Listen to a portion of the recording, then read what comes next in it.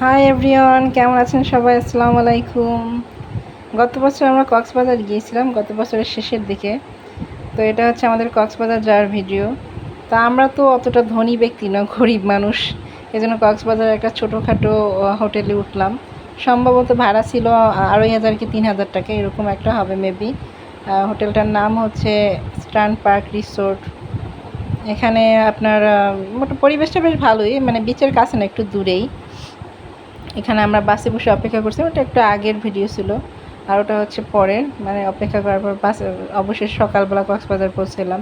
এরপর আমরা ready teddy হয়ে ঘুরতে বের হলাম। আমি, আমার ননদের মেয়ে, আমার হাজব্যান্ড, আমার ননদ, সবাই মিলে আর কি কক্সবাজার বিচের উদ্দেশ্যে রওনা দিলাম। তো আসলে দিনগুলো ভালোই কাটেছিল। একটু হালকা শীত ছিল ওই সময়, কিন্তু কক্সবাজার গিয়ে অতটা শীত মনে হয়নি, গরমই মনে হচ্ছিল। এই যে পানি দেখে যে এতটা ভালো লাগতেছিল, যতই লবণাক্ত হোক। আমি দিলাম এক দৌড়, এত সুন্দর ঢেউ আসতেছিল আর এত বাতাস, মানে নিজেকে আর আটকে রাখা যায় না। তো কক্সবাজারের এই সমুদ্রের পানিটা কিন্তু অত্যন্ত লবণাক্ত, তারপরও ইচ্ছা করে এর মধ্যে চুবাই, এর মধ্যে মাথা ভিজাই, এর মধ্যে দৌড়োদৌড়ি ঝাপাঝাপি সবই করি। আসলে মানুষের কি বলবো, আস্তে আস্তে দেখা যায় যে এই যে এমন কিছু দৃশ্য আসে মাঝে মধ্যে চোখের সামনে, যেগুলো দেখলে নিজের মনের মধ্যে একটা বাচ্চা সুলভ আচরণ এসেই যায়, যে না, একটু এর মধ্যে আমিও একটু মজা করি।